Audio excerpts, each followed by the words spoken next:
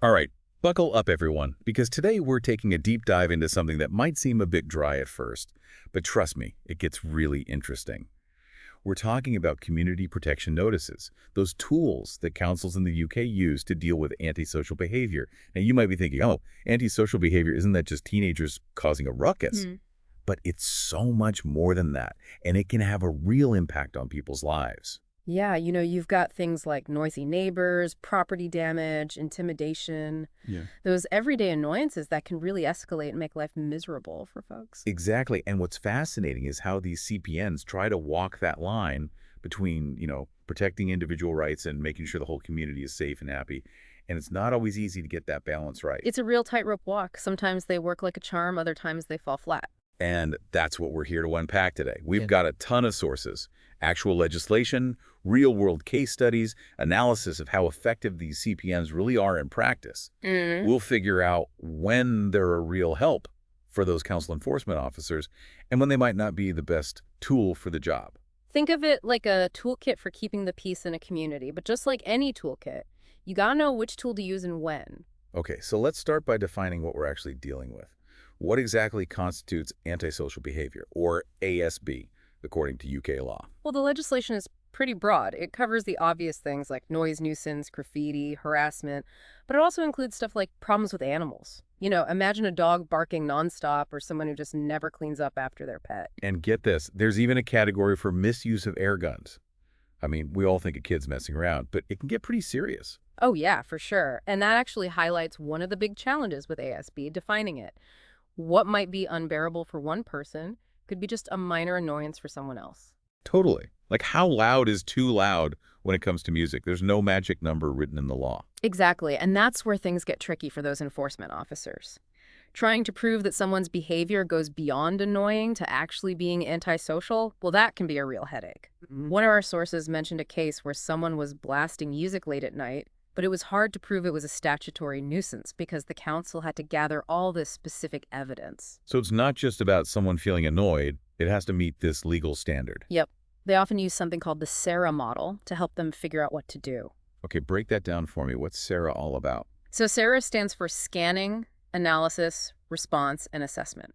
It's like a framework for tackling these community problems. So you scan the situation to identify the problem, then you analyze it to figure out the root causes, then you come up with a response, and finally you assess whether it worked. It's like being a detective for community issues.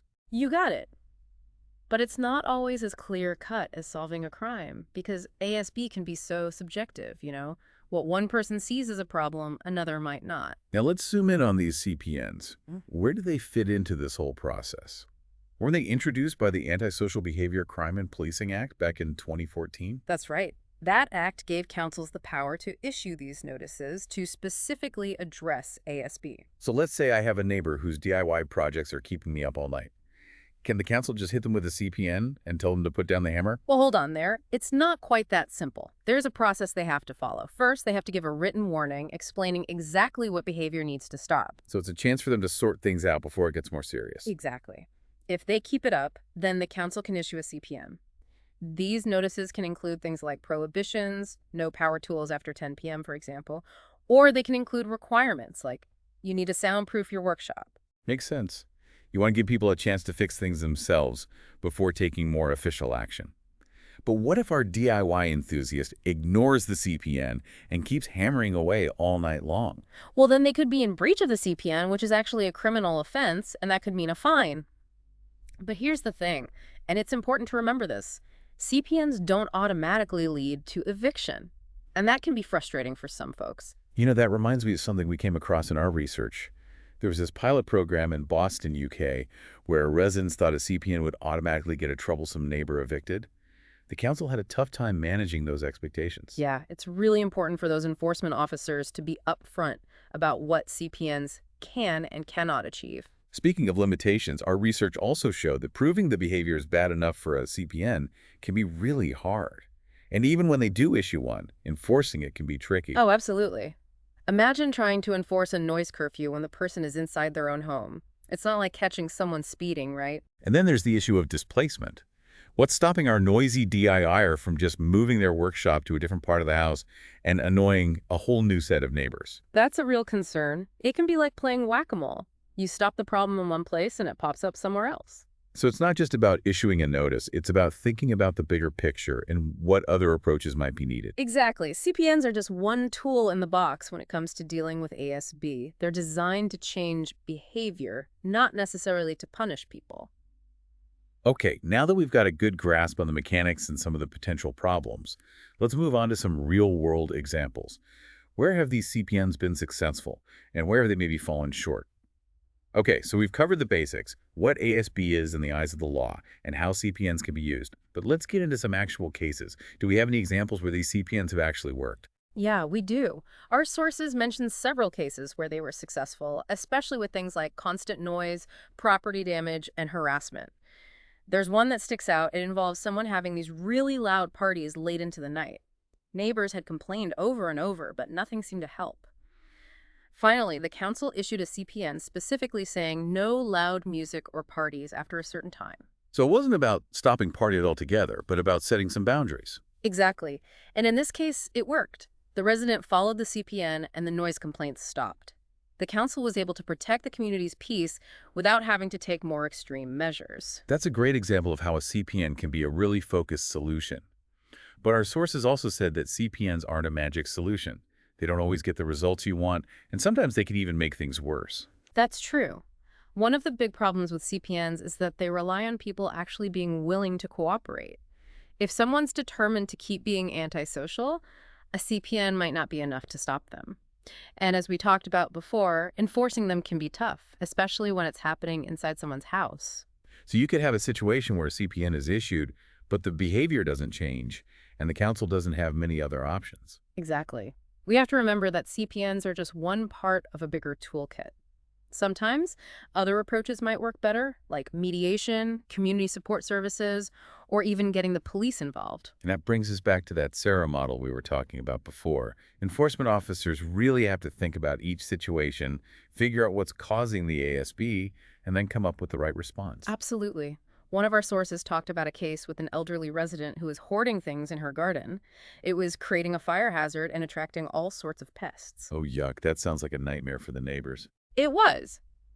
But in this case, just issuing a CPN to stop her hoarding wouldn't have solved the real issue, which was her mental health. So it was more than just bad behavior. It was a sign of a deeper problem. Exactly. The council realized they needed a different approach. They got social services and mental health professionals involved to help the resident.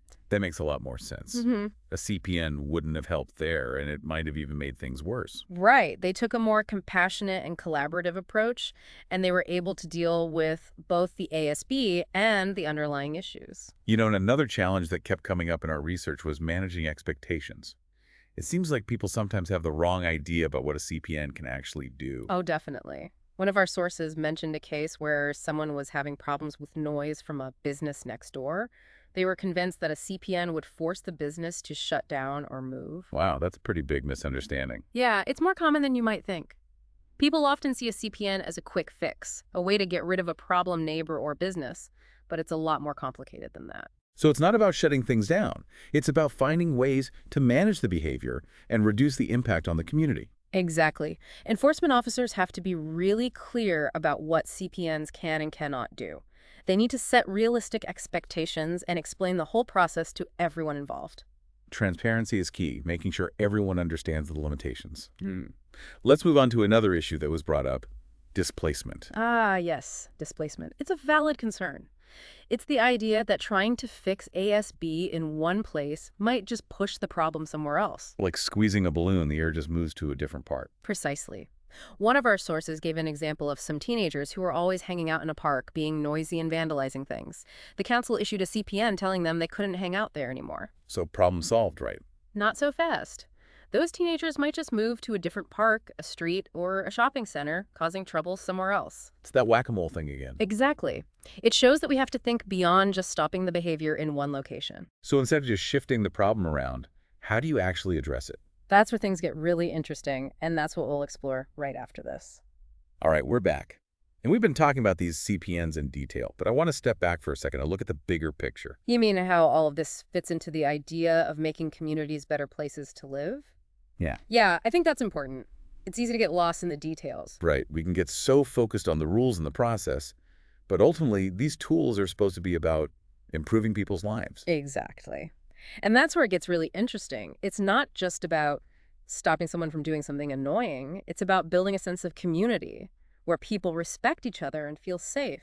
So it's about more than just handing out notices. It's about creating stronger communities. You got it. And a big part of that is collaboration. You need councils, police, housing providers, community groups, residents, all working together to address these issues. Sounds like a team effort. It is. One of our sources talked about how important communication is between all these different groups. They even mentioned a case study where a council worked with a mediation service to help neighbors who were fighting over noise. So instead of just issuing a CPN, they brought in someone neutral to help them talk it out. Exactly. And it worked. The neighbors were able to compromise, the noise stopped, and they actually started getting along better. That's amazing. It shows that sometimes the best way to solve a problem isn't always the most formal or legalistic one. Right, and that leads to another important point, giving residents a way to get involved in tackling ASB. You mean giving people a voice, a way to actually do something about the problems they're facing? Exactly. And in the UK, there's something called the community trigger that does just that. Oh yeah, I remember us mentioning that earlier. Remind me how that works again. Okay, so let's say people have complained about ASB multiple times, but they feel like nothing is being done. They can use this community trigger. It's like a way for the community to say, hey, we need some help here. That's a good way to put it. And when that trigger is activated, it forces the agencies involved to get together, look at the case again, and come up with a plan to address the ASB. So it's not a guarantee that the problem will disappear, but it makes sure that the community's concerns are heard. Exactly. It can make a big difference for people who feel like they're being ignored. I think this whole conversation has really shown how complicated ASB can be. And it's tough for those enforcement officers trying to balance individual rights with the needs of the community. It's definitely a balancing act. Huh. Not always easy to find the right solution. One thing I'm taking away from all of this is that there's no one-size-fits-all solution. CPNs can work in some cases, but they're not always the answer. And the best approaches usually involve people working together, communicating, and giving the community a voice. I couldn't agree more. So what does all this mean for you, our listener? Why should you care about CPNs and ASB? Well, here's the thing. ASB isn't just about those big, dramatic incidents you see on the news. It's those everyday annoyances, the ongoing problems that can make life really difficult. Understanding how these issues are dealt with and what tools are available can help you be a more informed and active member of your community. So if you're dealing with ASB in your own neighborhood, you'll know your rights, what options you have, and how important it is to work together to find solutions. Exactly. And that brings us to a final thought. We've talked a lot about what councils and enforcement officers can do, but what about personal responsibility? What can each of us do as neighbors and members of a community to prevent ASB and make our neighborhoods better places to live? That's a great question to leave our listeners with. We've explored a lot about community protection notices, how they work, the challenges they face, and how they fit into the bigger picture of creating thriving communities. But ultimately, it's up to all of us to build those respectful, supportive, and peaceful neighborhoods. Thanks for joining us for this deep dive into the sometimes messy, always interesting world of ASB and community well-being.